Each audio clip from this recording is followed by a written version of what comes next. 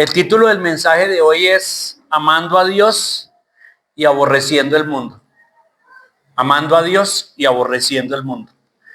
Y abramos nuestras Biblias en Primera de Juan capítulo 2, versículo 15. Primera de Juan 2:15.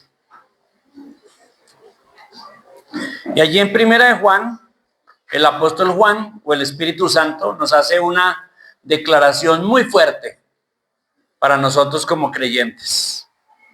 Una advertencia y una declaración muy fuerte. Primera de Juan 2:15. Dice: no améis al mundo, ni las cosas que están en el mundo. Si alguno ama al mundo, el amor del Padre no está en él. Mire esa declaración. No améis al mundo. Y claro, aquí no se está refiriendo al mundo de personas, porque obviamente debemos amar las personas. No se está refiriendo al mundo de la creación, porque obviamente debemos amar la creación. Entonces, ¿a qué mundo se está refiriendo aquí? No améis al mundo ni las cosas que están en el mundo. Entonces, obviamente se está refiriendo al mundo como el sistema, toda la filosofía, toda la manera de pensar de este mundo, lo que este mundo es en su esencia, en cómo vive la vida, en cómo piensa la vida, en la cosmovisión que tiene cada persona de este mundo desde el punto de vista del mundo mismo. Y la advertencia es para nosotros los creyentes: no amen ese mundo, no amemos ese mundo, ni las cosas que ese mundo tiene. Es una advertencia fuerte, porque si amamos al mundo, el amor de Dios no está en nosotros. ¿Eso qué significa? Que el amor de Dios excluye el amor del mundo, ¿verdad? ¿Cómo es el amor de Dios y el amor del mundo? ¿Se pueden encontrar? ¿Se pueden conciliar? ¿Se pueden equilibrar? ¿Se pueden mezclar? No, son totalmente opuestos y excluyentes. Opuestos y excluyentes. Son tan opuestos y excluyentes como el espíritu y la carne en la palabra de Dios. Como la oscuridad y la luz. Es imposible mezclarlas. Como el reino de Dios y el reino de Satanás. No se puede. Y entendiendo que el amor de Dios y el amor del mundo son opuestos, pertenecen a mundos diferentes. El amor de Dios pertenece al mundo del reino de Dios. Y el amor del mundo pertenece al reino del mundo de esta tierra. Cuando una persona se casa, se compromete con la persona con la que se casa, ¿verdad? ¿Se compromete a qué? ¿A qué se compromete? Básicamente, ¿cuál es el compromiso más grande entre dos personas que se casan? Un hombre y una mujer, que es amarse. Se comprometen a amarse.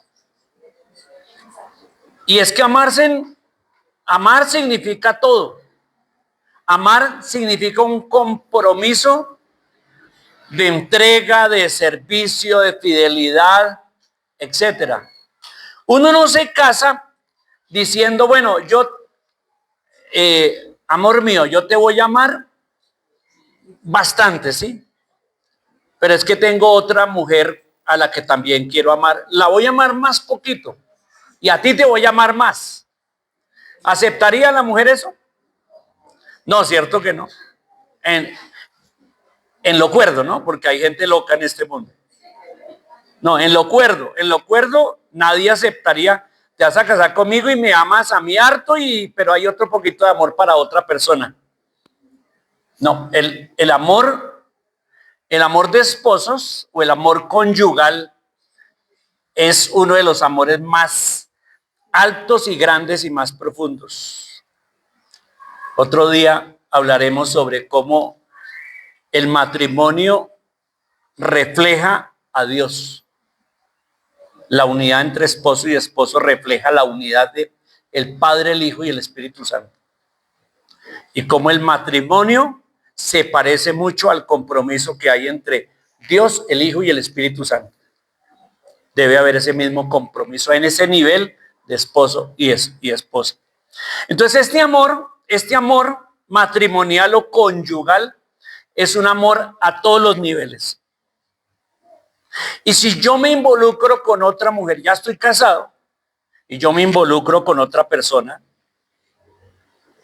entonces estoy cometiendo ¿qué? Adulterio. Ahora, en mi concepto hay adulterio de muchas formas, no solo sexual y físico. Hay adulterio emocional, cuando empiezo a encariñarme con otra persona que no es mi esposa.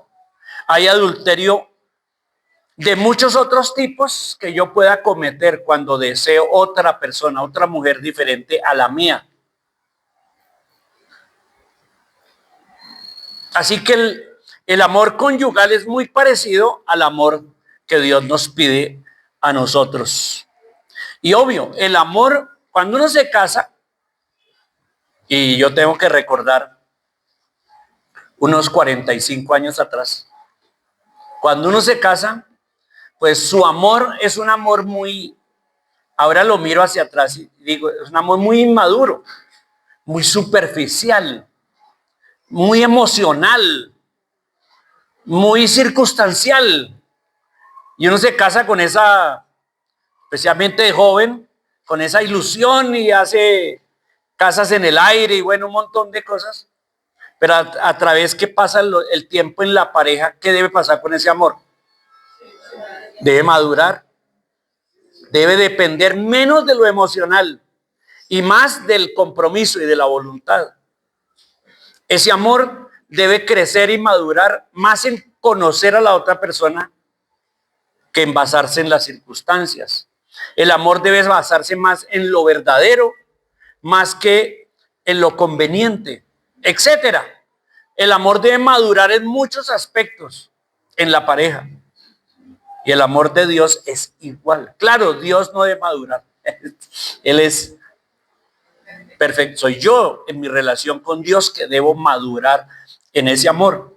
Entonces, fíjense que estamos diciendo que el amor de una pareja debe ser muy parecido al amor mío con Dios. Con Dios. Estamos diciendo eso. Santiago capítulo 4, versículo 4. ¿Qué dice?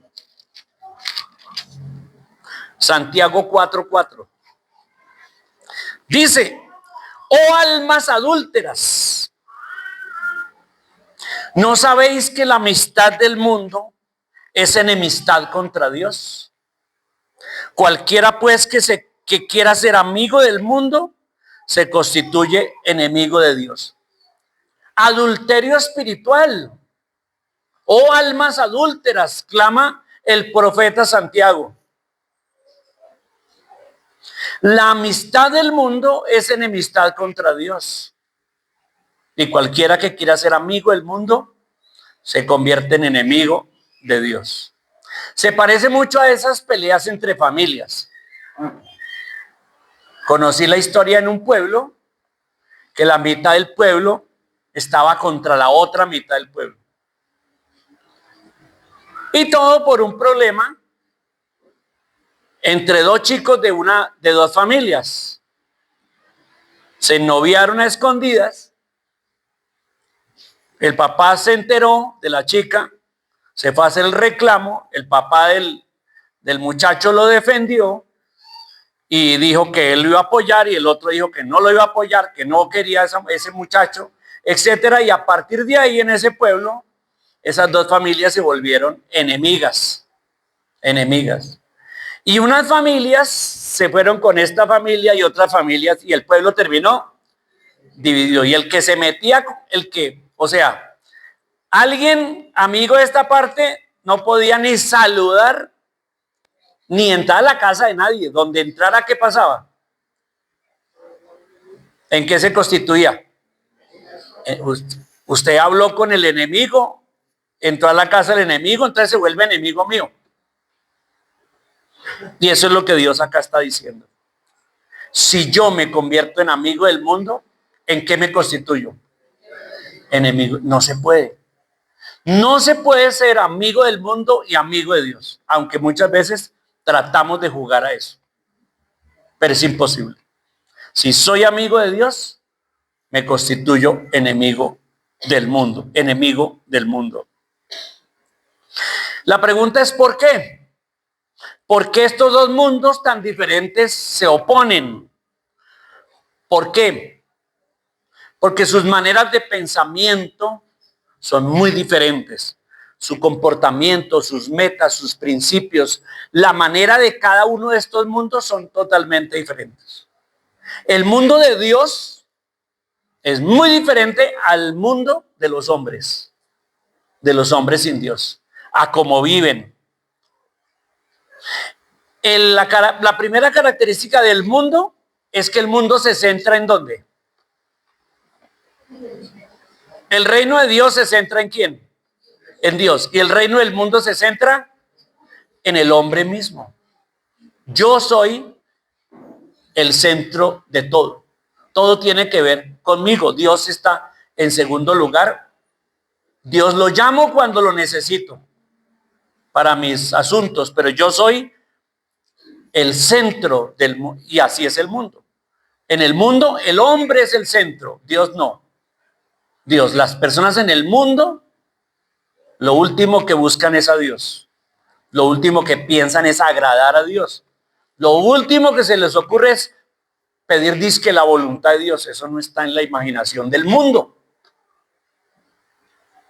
La primera cosa en el mundo es el hombre, el bienestar humano a toda costa. Y no tiene que ver con obedecer a Dios. Entonces el mundo se construye sobre mis deseos, mis planes, mis propósitos, que parecen buenos. Todos parecen buenos, pero en realidad son perversos. Porque todo lo que está lejos de Dios es perverso. Todo lo que está fuera de Dios está corrompido, es perverso, aunque parezca bueno. Entonces el mundo nos enseña así. El mundo en su filosofía nos enseña a darnos valor propio, a decir yo valgo, yo quiero, todo es yo. Mi realización, conseguir posesiones, riquezas, títulos, reconocimiento, valor social, amigos, todas las cosas en el mundo, según yo las tenga, eso es lo que me da valor e importancia. Y esa es la filosofía del mundo. Y la gente entonces se enrolla en tratar de encontrar todas esas cosas. Y su propósito y su sentido tiene que ver con todas esas cosas. Si no las tiene alguien en el mundo, ¿cómo se siente? Pero en el reino de Dios es totalmente diferente. Ahora, la Biblia dice que todos nacemos en el reino del mundo. Todos nacemos en el reino del mundo. Todos nacemos escuchando el mundo, influenciados bajo este mundo, bajo ese sistema que cada vez nos conforma a esa forma, a esa manera de pensar. Todo el sistema está hecho para condicionar a todo el mundo, mental, sociológicamente, psicológicamente, a esa forma de pensar. Y todo el mundo va así. Hay un versículo de la Biblia que lo describe bien, y es Efesios capítulo 2, versículo 2. Dice Efesios 2:1 que nosotros estábamos en el mundo. Versículo 2. En los cuales anduvisteis en otro tiempo, siguiendo ¿qué? La corriente de este mundo. Esa es la frase que describe bien lo que estoy diciendo, la corriente de este mundo. ¿Y qué pasa si uno va contra la corriente del mundo? Pues la gente empieza ¿a qué? A discriminarlo. Este es el que no toma, este es el que no pasea, este es el que no aspira a grandes cosas, es el que no tiene proyectos grandes en este mundo, este es el que no, y lo ve raro y lo discrimina. Porque aquí está la frase, la corriente de este mundo. Pero lo que es importante aquí es lo que sigue. Conforme al príncipe de la potestad del aire, el espíritu que ahora opera en los hijos de desobediencia. ¿Quién es ese príncipe? El príncipe de la potestad del aire. Y es que eso dijo Jesús. Jesús declaró directa y abiertamente que Satanás es ¿qué? El príncipe de este mundo. Y cuando dijo el príncipe de este mundo, no se refería a que es el dueño de los hombres. Tampoco se refería a que es el dueño de la creación. No esas acepciones de lo que significa mundo. Personas ni la creación. Cuando dijo el príncipe de este mundo, otra vez se refiere a este significado de mundo, al sistema. Él es el que maneja todo el sistema, el que cranea y está detrás de todo. Es el que hace que cada cosa en este mundo capture corazones, capture personas y mantenga todo el mundo en esa corriente. El apóstol Juan también dijo, en 1 Juan dijo que el mundo entero está bajo el maligno. El mundo entero está bajo el maligno. Entonces la condición del mundo es que el mundo está bajo Satanás y está lejos de Dios. La condición es que el mundo se centra en el hombre y lo importante soy yo y lo que yo pueda realizar en el mundo. Esa es la filosofía del mundo. Y el mundo no puede conocer a Dios. No puede conocer a Dios. Primera de Corintios, capítulo 2, versículo 14, dice algo bien importante que nosotros entendamos. Primera de Corintios 2:14 dice, pero el hombre natural, y aquí cuando dice el hombre natural es el hombre del mundo, que nació en el mundo, el hombre natural, no percibe las cosas que son del Espíritu de Dios, porque para él son locura y no las puede entender porque se han de discernir espiritualmente. ¿Te ha pasado que te has tratado tú de explicarle algo espiritual a una persona del mundo y no le entiende? ¿Te ha pasado? Que tratas de explicarle y de enseñarle cosas espirituales y la persona no entiende. Pues no entiende porque es de este mundo. No entiende porque está cegada, porque las cosas de Dios se deben entender solamente por el Espíritu de Dios. Y fíjese que cuando la gente lee la Biblia, como no la entiende, le agrega, la cambia, le da interpretaciones a su propia manera. Y ahí lo que se llama hoy la teología de la liberación.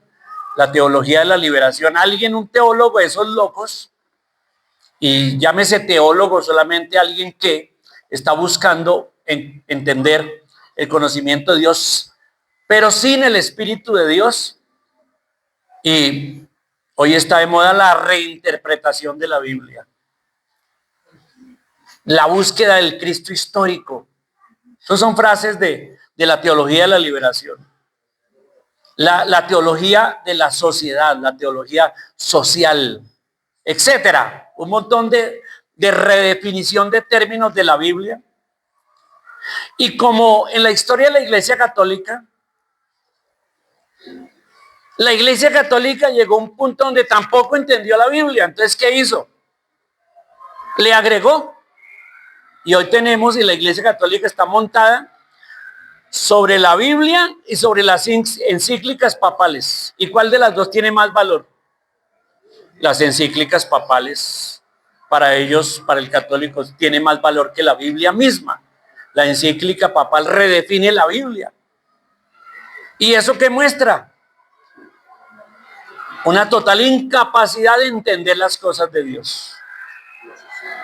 Y entonces los grupos llamados, los grupos que buscan la verdad, pero que no tienen la conciencia espiritual ni la capacidad, tuercen la verdad. Y entonces ahí tenemos a los testigos de Jehová diciendo que Jesucristo es un ser creado.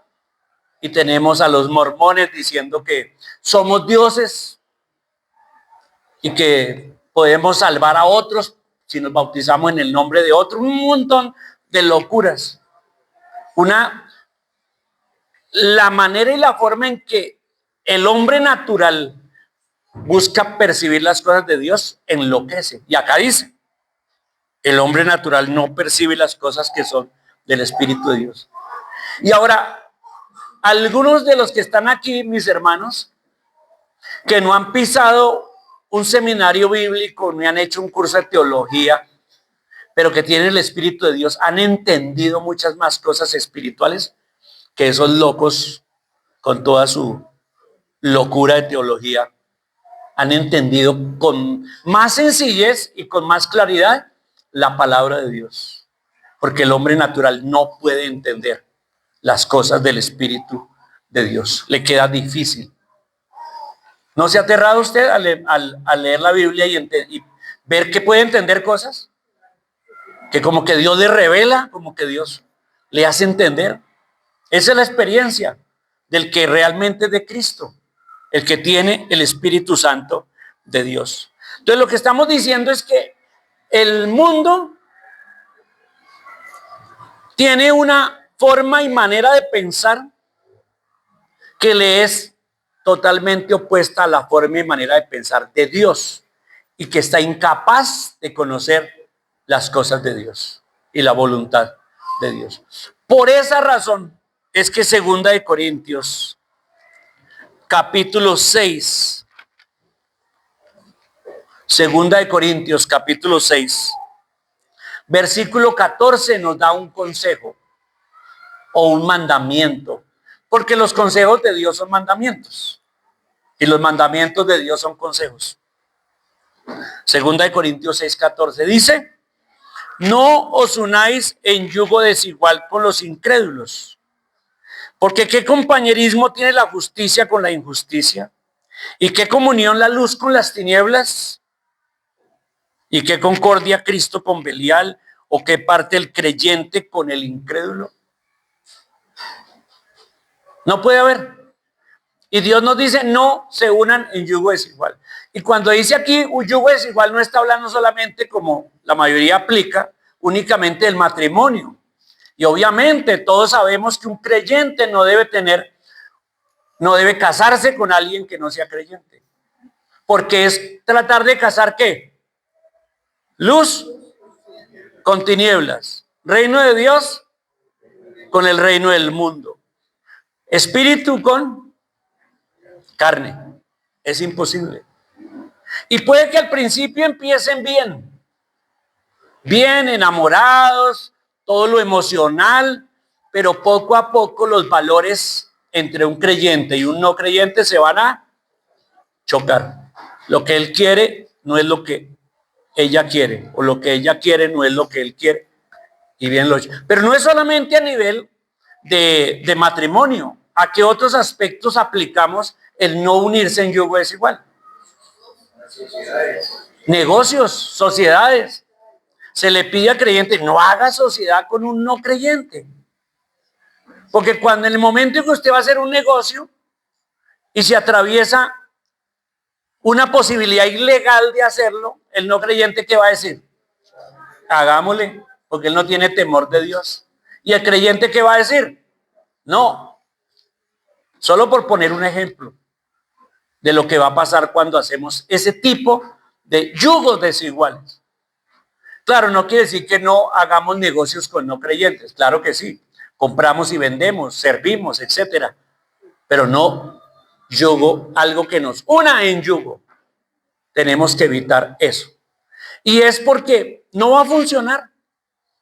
O lo que va a pasar es que el creyente va a tener que volverse como el mundo y aceptar todo lo que la persona como mundo piense y diga. Piense y diga. Es por esa razón. En la parábola que Jesús dijo del sembrador en Mateo 13, Mateo capítulo 13, versículo 22. Mateo 13, 22, la parábola del sembrador. ¿Se acuerdan? Que el sembrador salió a sembrar la semilla y una cayó ¿en qué? En buena tierra, y otra parte entre espinos, y otra parte sobre el camino, y otra parte sobre en tierra con piedra de poca profundidad. Y en Mateo 13, 22, el Señor Jesús dijo: el que fue sembrado entre espinos, este es el que oye la palabra, pero el afán de este siglo y el engaño de las riquezas ahogan la palabra y se hace ¿qué? Infructuosa. Entonces, cuando un creyente, una persona recibe la palabra de Dios, pero el mundo está metido en él, en los afanes de este siglo y en el engaño de las riquezas, dijo Jesús, o sea, en el modelo de este mundo, ¿qué va a pasar con la palabra que llega a su corazón? Se ahoga, se ahoga. La palabra de Dios no tiene cabida en un corazón cuyo afán es este mundo y cuya su círculo es el modelo de este mundo, corriendo para acá, para allá, para allá, para allá. Su corazón no tiene tranquilidad y no recibe la palabra, y la palabra, aun si la recibe, se hace ¿qué? Infructuosa. Se pierde. Esa es la condición. Ahora, cuando pensamos en el reino de Dios, ¿cómo es ya pensamos en el mundo. ¿Y cómo es el mundo? Ahora pensemos en el reino de Dios. ¿Cómo es el reino de Dios? ¿En quién se centra el reino de Dios? En Dios. En Dios. ¿Qué busca el reino de Dios? ¿Qué clase de bienestar y de prosperidad busca el reino de Dios? Prosperidad espiritual, ¿verdad? Madurez, bendición, familias consolidadas, personas íntegras, personas que se sientan bendecidas, empleados súper buenos, ciudadanos honestos, padres ejemplares, esposos comprometidos, esposas comprometidas, etcétera. Eso es lo que busca el reino de Dios. El reino de Dios se centra más en la persona y su carácter, no como el reino del mundo. El reino de Dios se centra en lo que la persona es. Y Dios nos empieza a enseñar valores en el reino de Dios. ¿Cuáles son los valores del reino de Dios? Contrastados con los valores del mundo. El mundo, ¿dónde pone sus valores? Ya todos lo sabemos. ¿Y Dios dónde pone sus valores? Esa es la gran diferencia. Son mundos totalmente opuestos y diferentes. Totalmente. Y Dios quiere que los que estamos en el reino de Dios pensemos y entendamos y vivamos como miembros del reino de Dios, con los valores del reino de Dios y con la capacidad de tener una relación y un profundo amor con Dios. Y el que es amigo del mundo se constituye ¿qué? Enemigo de Dios. No se puede, hermanos, amar al mundo y amar a Dios al mismo tiempo. Es imposible. El que está en el reino de Dios se deleita en las riquezas espirituales, se deleita en valores morales, da la vida por la verdad, y si tiene que morir por decir no lo hago, muere. Si el mundo le dice tiene que pensar así, el que es de Dios en el reino de Dios dice no lo voy a hacer, y mantiene su integridad y anda con la frente en alto todo el tiempo. Y aunque los que somos del reino de Dios seguimos siendo pecadores y pecamos, pero hay herramientas que nos mantienen con la frente en alto. Aunque pequemos, aunque la embarremos, hay herramientas que nos mantienen con la frente en alto. ¿Cuáles? El arrepentimiento, la confesión, el ir al borde de la cruz, el estar cubierto con la misericordia de Dios. Todas esas herramientas nos sostienen y nos mantienen con la frente muy en alto. Y no hay acusación contra nosotros. Contra nosotros. Una persona del mundo natural que viene y cree en Cristo como su único y suficiente Salvador es trasladada ¿de dónde? Sacada del mundo y trasladada al reino. Eso dice Colosenses 1:13. Es bonito ese versículo. En Colosenses 1:13. Dice, el cual nos ha librado de la potestad de las tinieblas y trasladado al reino de su amado Hijo. Todos nacimos en el reino de Satanás. Todos nacimos en las potestades de las tinieblas. Pero cuando entregamos nuestra vida a Cristo, una persona es sacada de ese reino y pasada al reino de Dios. ¿Cuántos esta mañana están en el reino de Dios?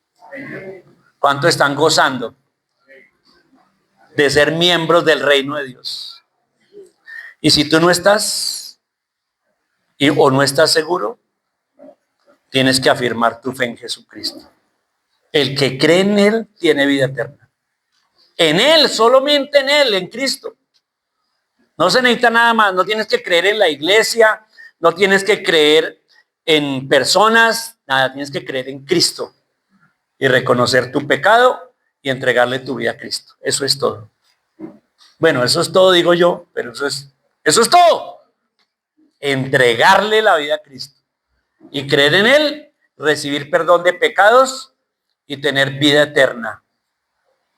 Y el que hace eso, el que entrega su vida a Cristo, es trasladada ¿de qué? Del mundo donde estaba inmerso y bajo el dominio de Satanás, y sacado y trasladado ¿a dónde? Al reino. Y tan chévere sería que cada persona que se convirtiera pasara a otro mundo, ¿verdad? O sea, dejar literalmente este mundo y pasar a otro mundo. ¿Les parecería chévere o no? Claro, sería buenísimo, pero Dios no quiso eso. El grave problema es que estamos trasladados al mundo nuevo, al reino de Dios, pero seguimos viviendo en este mundo, afectados por el mundo. Y los que vivimos en el mundo mucho tiempo antes de conocer a Cristo, están más afectados todavía, agarrados de esas cosas del mundo contra las cuales luchamos. Voy a ponerlo así, un ejemplo. Es un poquito tosco el ejemplo, pero para que todos lo entendamos. Una persona está casada con alguien y ahí no hay sino luchas, celos, diferencias, discusiones, tal. ¿Y en qué termina ese matrimonio? Divorcio.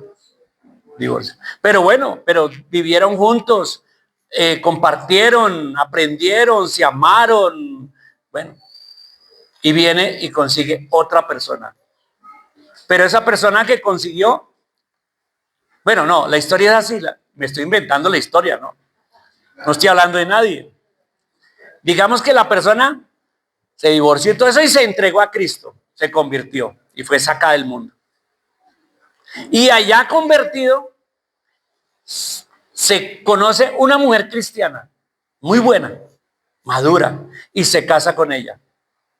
Y forma. Entonces, ¿qué pasa con la experiencia de este hombre? Dice, wow. Antes, cuando está en el mundo, mi hogar fue una destrucción y bueno, pero ahora estoy en este mundo, nuevo en el reino de Dios, y ya me casé con esta persona. Pero la persona con la que vivía lo llama todos los días y lo seduce, le dice, ven, vamos, visítame, yo pienso mucho en ti. O sea, mantiene esa presión.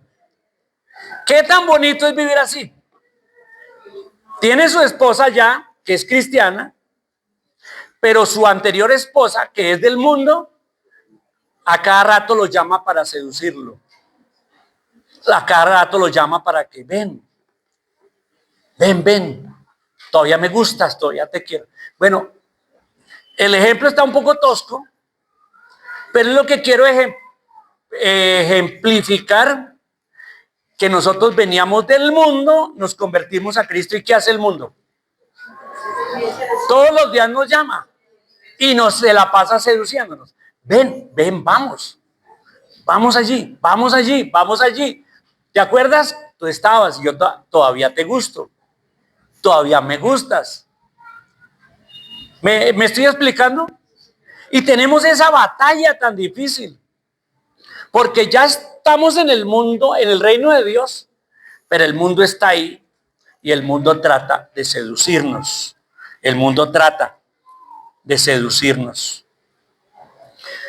Y por eso la palabra de Dios dice, el Señor dijo, el Señor Jesús dijo, no se extrañen si el mundo os aborrece. Porque ¿qué va a pasar? ¿Cuál debería ser la conducta de ese hombre frente a su antigua esposa? ¿Cuál debería ser? Le rechaza las llamadas, le bloquea el Facebook, le bloquea el Twitter, le bloquea el Hans, todos se los bloquea a todos. No le acepta mensajes, no le hace nada. ¿Sí o no? Y hace un compromiso muy fuerte con su esposa, la que ahora tiene, y se entrega a ella de corazón y dice, no, yo aquí voy a valorar y no quiero caer allá, porque si medio me descuido, puedo caer. Bueno, eso es lo que Dios nos está pidiendo a nosotros con el mundo. Bloqueemos el mensaje del mundo, bloqueemos el Facebook del mundo. Si me entienden, ¿no? Lo que quiero decir. Porque el mundo nos manda muchos mensajes para que vivamos conforme a la cosmovisión y filosofía del mundo y no vivamos conforme a los principios de Dios que Él nos enseña en su palabra. Primera de Juan, capítulo 3, versículo 1. Hoy estamos viendo bastantes versículos, pero muy importantes. Primera de Juan, capítulo 3, versículo 1. Dice, mirad cuál amor nos ha dado el Padre para que seamos llamados hijos de Dios. Por esto el mundo no nos conoce, porque no le conoció a Él. Constantemente mis hijos cuando venían del colegio y en la casa decían, es que un amigo mío, y yo siempre les decía, no diga amigo, porque no es amigo. Amigo es un creyente, pero un inconverso no es amigo, es compañero, diga compañero.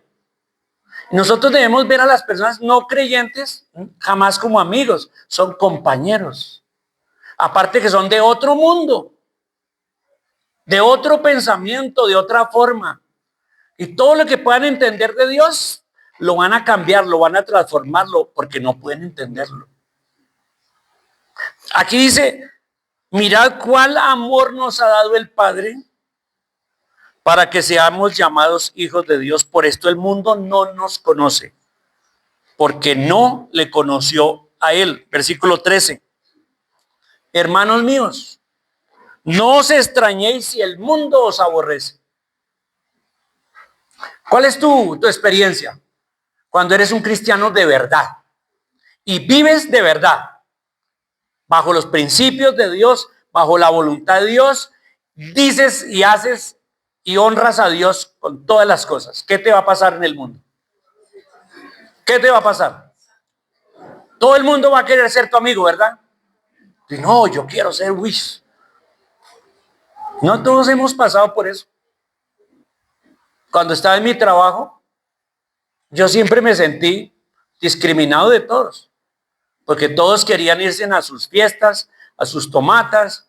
Cuando iban a hacer algo malo, sabían que conmigo no contaban. Cuando estábamos reunidos todos, hasta se cohibían si hacían chistes malos, porque sabían que yo no iba a celebrar ningún chiste verde o amarillo o rojo, del color que sea. Entonces lo ven a uno, sí, como alguien extraño. Y es que yo siempre he dicho, en un sentido muy real, nosotros somos extraterrestres. ¿Sí o no? Porque ya no somos de este mundo. Nuestra ciudadanía está ¿en dónde? En los cielos. Somos ciudadanos del cielo. Nuestra meta está allá en los cielos.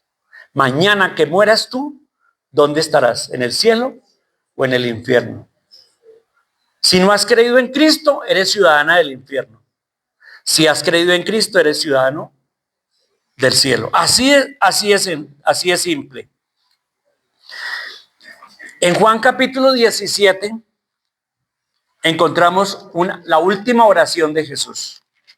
Juan 17, Jesús orando. Y miren una de las cosas que Jesús oró por los discípulos y por nosotros. Juan 17, 14.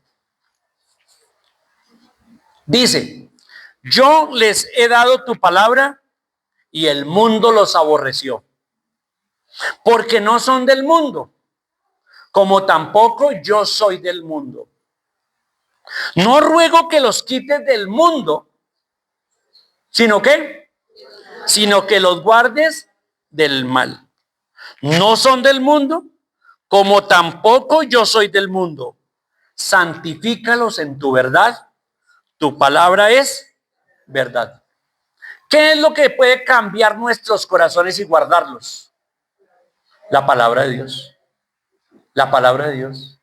Con razón el apóstol Pablo en Romanos 12 dice que seamos transformados por medio de la renovación del entendimiento con la palabra de Dios. Es la palabra de Dios leída todos los días. Es la palabra de Dios meditada todos los días. Es la palabra de Dios aprendida de memoria que cambia nuestros corazones y nos guarda del mal. Santifícalos en tu verdad. Tu palabra es verdad. Jesús dijo, ellos no son del mundo, como yo tampoco soy del mundo. ¿Jesús es del mundo? No. ¿De dónde es? Del reino de Dios. ¿Nosotros somos del mundo? No. ¿De dónde somos? Del reino de Dios. Pero el mundo nos coquetea todo el tiempo y nos trata de seducir. ¿Con qué? Riquezas, afanes, títulos. Hace poco recibí un testimonio me impactó mucho, de una persona creyente en una empresa, tenía un buen cargo, me lo encontré hace poco y él mismo me contó, esa persona misma me contó, cuando le pregunté, ¿sigues en la misma empresa? Sí, ¿cómo te ha ido? Súper bien. Y me cuenta esto, me dice, hace poco me hicieron una oferta de un ascenso a una vicepresidencia. Wow, eso era, mi sueldo se doblaba, mis beneficios eran enormes. Y yo le pregunté, ¿y desde cuándo estás con el puesto? No, lo rechacé. ¿Lo rechazaste?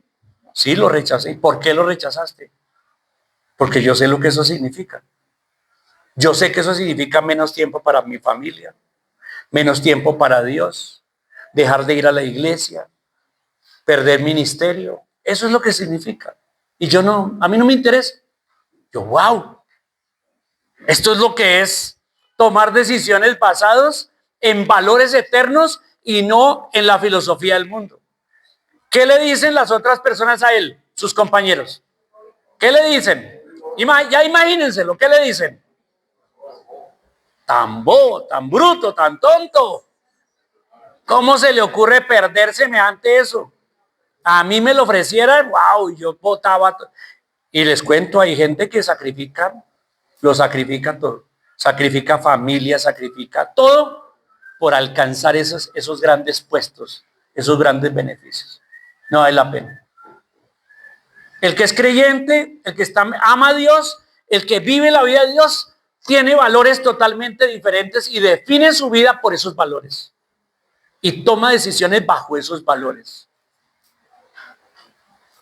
Y vive su vida bajo esos valores. Me encanta esa canción de Jaime Murrell que se llama Mi Primer Amor. ¿Se acuerdan de esa canción? Mi primer amor eres tú, Señor. Mi alma anhela agradarte. Quiero ser fiel a ti, Señor. Quiero ser todo lo que esperas de mí y no amarte de palabra, sino en verdad. Me encanta. Mi primer amor. ¿Quién es en tu vida tu primer amor? ¿Quién debería ser tu primer amor? Dios, no el trabajo, no la esposa, no los hijos. Nada debe quitarle el lugar de Dios en mi vida. Él debe ser, ¿qué? Mi primer amor. Mi primer amor debe ser Él, absolutamente Él. Y tengo aquí una historia que sí es real, o sea, no es inventada. Cristian era un chico que estaba en la iglesia, se novió con otra chica de la iglesia, Katia, y entre más tiempo pasaba con ella, más se enamoraba, la iba conociendo, empezó a apreciar muchas cosas lindas de ella, su ternura, su manera de tratar las situaciones, la visión que ella tenía de la vida, su disciplina personal, etcétera. Pero lo que más admiraba de ella era su profundo amor por Dios. Y Cristian cada día se enamoraba más de Katia y finalmente se casaron. En la iglesia donde ellos estaban, era para todo el mundo, era la pareja perfecta. O sea, Cristian, el muchacho comprometidísimo con el Señor, Katia, la mujer más consagrada a Dios, se casaron, tuvieron 2 hijos y un día a Cristian le surge la posibilidad de tener una maestría para mejorar su puesto y sus ingresos. Y su esposa está de acuerdo y ella empieza a estudiar, él empieza a estudiar esa maestría. ¿Eso qué significa?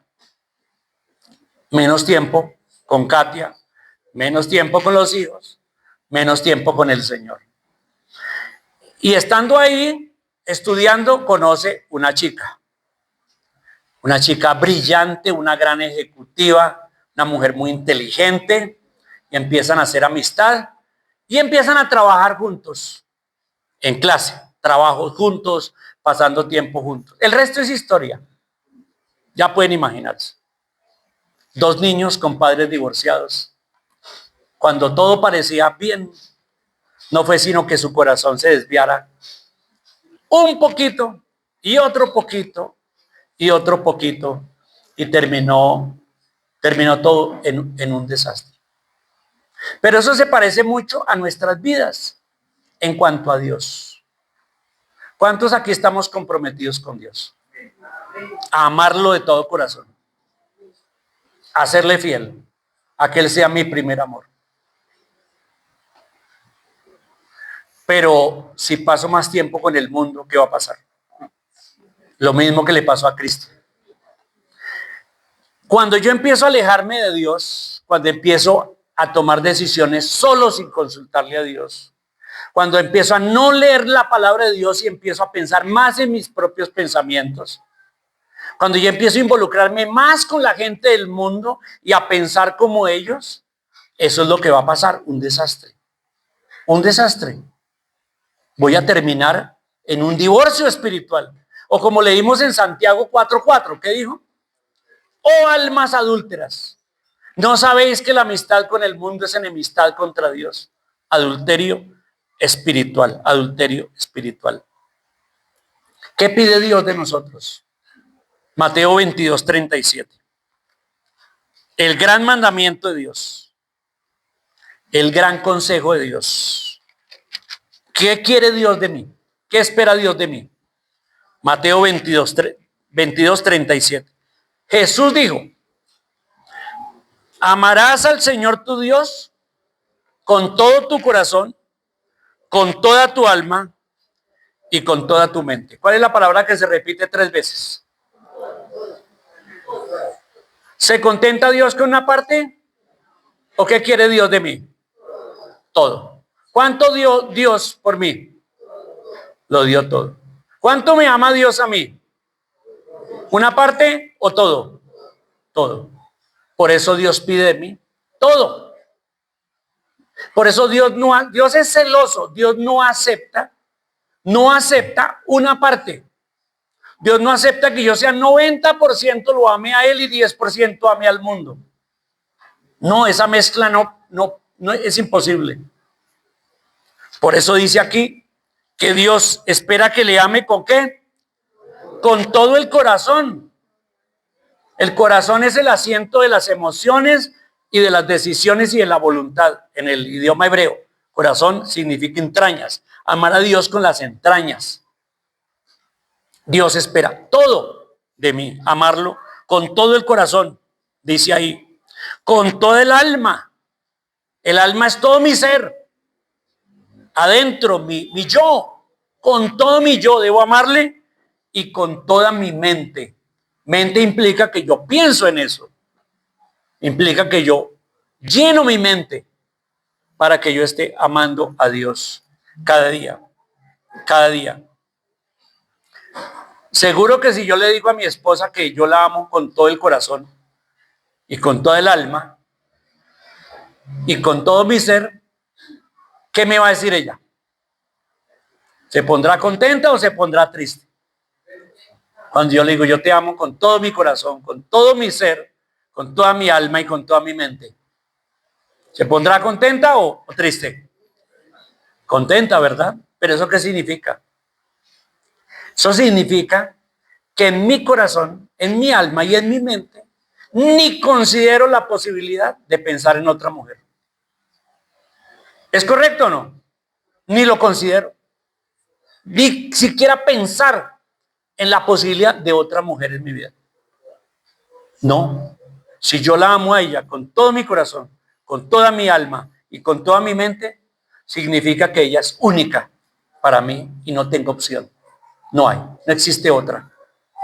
Por más Miss Universo que sea, por más gran ejecutiva que sea, por más, incluso cristiano, por ser la cristiana más impresionante, no, tampoco. En mi corazón es para ella. Mi mente es para ella, mi alma es para ella. Esa es la clase de amor que Dios pide entre parejas, pero pide para Él. Dios debe ser en mí el primero. Mi primer amor debe ser Dios en mi vida. No hay en mi corazón posibilidad de tener otro Dios. El Dios dinero, el Dios trabajo. Algunos padres, los dioses son los hijos, que ponen los hijos por encima de Dios. No debe haber ningún ídolo. Ídolo es aquel que toma el lugar de Dios en mi vida. Dios debe ser para mí el primero. Que el Señor nos ayude a amarlo a Él. ¿Con todo qué? Nuestro corazón, con toda el 100% alma y con toda la mente. Amén.